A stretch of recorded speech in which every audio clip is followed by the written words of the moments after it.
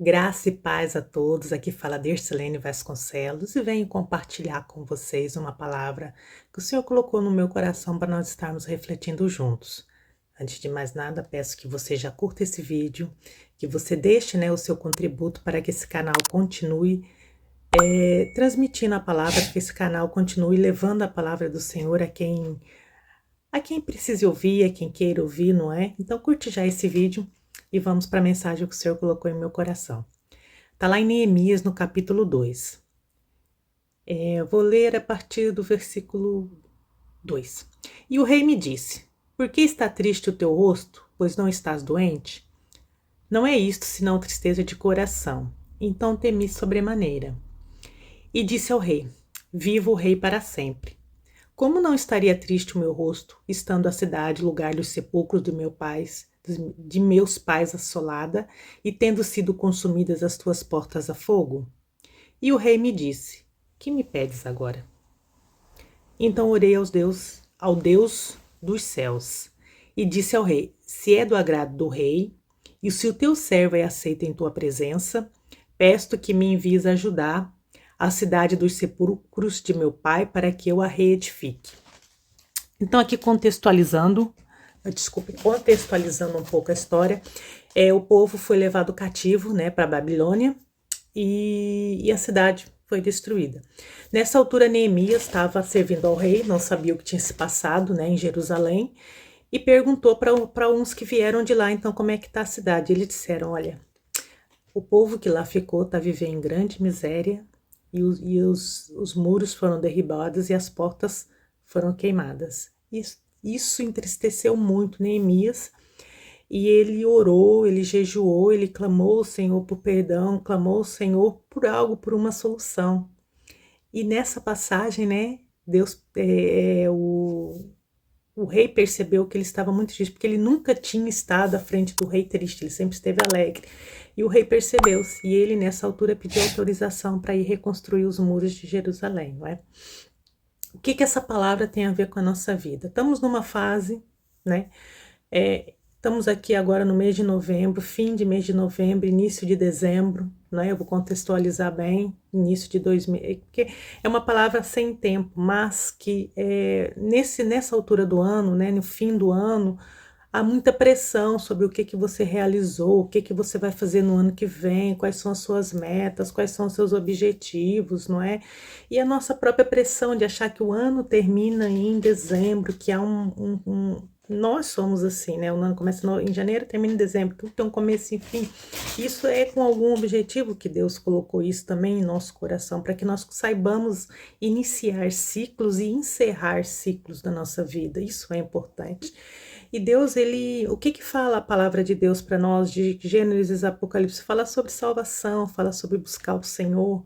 Mas dentre esse caminho que nós buscamos a salvação, nós temos a nossa vida secular, a nossa vida diária, e a palavra também nos orienta a como nós devemos nos comportar durante a nossa vida diária, para que nós alcancemos esse estado de estarmos em busca da nossa salvação, Para que nós estarmos em busca constante de estar perto do Senhor e de estar, correto diante dele.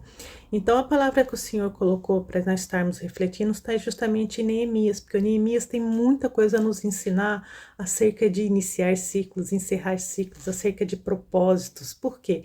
Porque ele ficou sabendo que Jerusalém estava derrubada e no seu coração ele queria reconstruir, Queria reconstruir aquilo. No nosso coração pode estar começar um curso novo, mudar de país, imigrar, mudar de empresa, o ministério não está bem no ministério, ou a sua vida espiritual pode não estar boa, a sua vida familiar pode não estar boa. Então ele nos ensina que primeiro ele orou, ele jejuou, ele clamou ao Senhor, depois ele foi ter com quem ele de direito, que era o rei, porque ele era um escravo, ele tinha que fazer, ele adorava a Deus, mas ele era servo daquele rei, ele tinha que pedir a Deus, ele não podia simplesmente fazer o que ele queria, e ele pediu. E ele foi muito sábio, porque ele pediu para voltar para reconstruir os muros, mas ele sabia que ele não podia ir só ele com a força e a coragem dele. Ele pediu proteção, ele pediu cartas para que ele pudesse passar por entre as várias províncias por onde ele ia passar sem ser,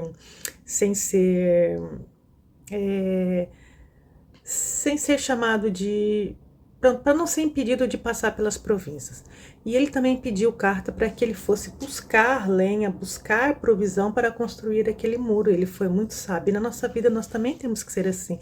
Nós temos que ter um planejamento, nós temos que pensar em algo e clamar ao Senhor esse algo e meios para que aquilo possa desenvolver. E nós, da nossa parte, temos que buscar os meios, porque tem coisas que somos nós que temos que fazer, não é?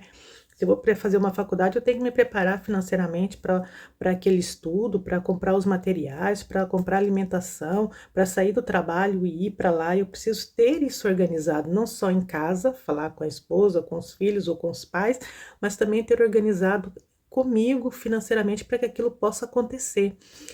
E esse livro ele é tão maravilhoso que acontece tantas coisas ali com ele nesse período. Primeiro ele chegou quietinho, ele não falou com ninguém, ele não disse nada do que ele ia fazer. Ele chegou lá e foi observar.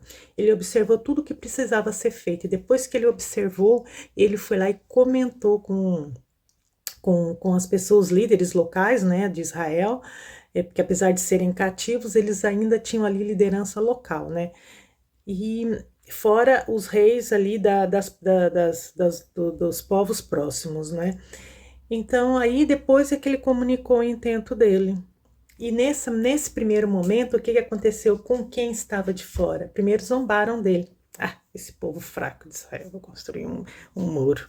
Depois, quando viram que eles estavam conseguindo fazer aquilo que era de pretensão, tentaram atrapalhar com palavras de desestímulo, né? Quem é que já não passou por isso, né? Quando começa algo, né? Um ministério, começa algo na vida, primeiro vem a zombaria, né? Ah, você... Depois vem as palavras de desestímulo, né? Para que você vai fazer isso? Por que você está fazendo isso? Isso não vai dar em nada. E muitas vezes tentam nos impedir mesmo, né? Tentam nos impedir mesmo, que foi o que aconteceu com Neemias. E muito sabiamente, como ele já conhecia o local, ele soube distribuir o povo de maneira em que haveria proteção para o povo. Eles tinham que, com uma mão ficava a espada e com o outro ficava ali a colher de pedreiro, digamos assim. Eles ficavam assim, vamos ser numa analogia. Mas era isso que acontecia. Eles tinham que não só construir o muro, que era muito difícil, como também tinham que guerrear para proteger, porque estavam a vir forças externas tentando impedir de qualquer maneira que aquilo acontecesse. Isso muitas vezes acontece com a nossa mente, com o nosso cansaço, acontece com as nossas forças. Elas no meio do caminho, às vezes elas estão ali... nós ficamos fracos, é uma verdade, nós nos cansamos, nós paramos e fazemos vários julgamentos, mas é uma coisa que a gente tem que entender, por que nós começamos aquilo, por que nós estamos naquele intento, qual foi o objetivo daquilo acontecer, e aquilo nos fortalece, aquilo nos deixa mais firme para continuarmos. E é claro, a nossa defesa não é uma espada, a nossa defesa é a palavra de Deus, a nossa defesa é a oração, a nossa defesa é o jejum. Isso nos faz manter firmes, isso nos faz manter protegidos no nosso caminho. Eles não só construíram o muro, teve outra situação também, lá mais à frente, quando aquilo estava indo, né? Falaram, desce, vem aqui comemorar, nós já estamos quase conseguindo. Ele falou, não, eu não vou comemorar não, eu vou ficar aqui firme. E muitas vezes nós já achamos que estamos conseguindo e já podemos nos sentar e comemorar, e a palavra de Deus nos ensina que até para isso nós temos que ter um momento certo, que é para nós não nos enfraquecermos ou não sermos pegos numa armadilha do nosso coração, uma armadilha do nosso pensamento, uma armadilha de alguém que não gosta de nós. Há muitas, é o que mais há, não é? O inimigo está ali ao nosso derredor procurando uma brecha. E esse livro, eu te convido a você a ler esse livro, e trazer ele, né, esses ensinamentos para a tua vida, não só na sua vida espiritual, como na sua vida pessoal também. E o mais interessante é que lá na frente, depois do muro estar construído, ou um pouquinho antes, ele voltou, porque ele deu um rei um prazo para voltar. Tu tem que ter um prazo, né? Lembra, né, daquela linha temporal. Ele deu um prazo, ele voltou para falar com o rei, e voltou novamente para cuidar ali daquilo que ele tinha começado, não é? Então é assim, ele foi obediente aos homens, não é? Ele foi obediente a Deus, ele foi obediente aos seus objetivos e propósitos, ele foi firme naquele que se propôs a fazer e fez até o fim. E isso fica um ensinamento para a nossa vida. A nossa vida não tem que começar em janeiro, mas ela tem que começar. Tudo que você for fazer, comece e termine. Tudo que você for fazer, faça bem. Tudo que você for fazer, coloque diante do Senhor e você com certeza terá êxito. Se nesse momento você está se sentindo triste, se nesse momento você está se sentindo mais um ano e eu não fiz, veja o que você precisa fazer para que no próximo ano seu ano seja diferente.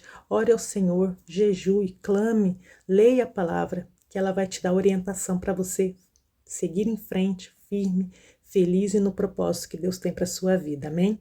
Vamos compartilhar essa mensagem com várias pessoas, compartilhe com todos aqueles que você conhece, deixe o seu like se você ainda não deixou, envie para aquelas pessoas que precisam nesse momento de uma direção, de um norte, ou que estão a fazer um planeamento e precisam de ouvir essa palavra, amém?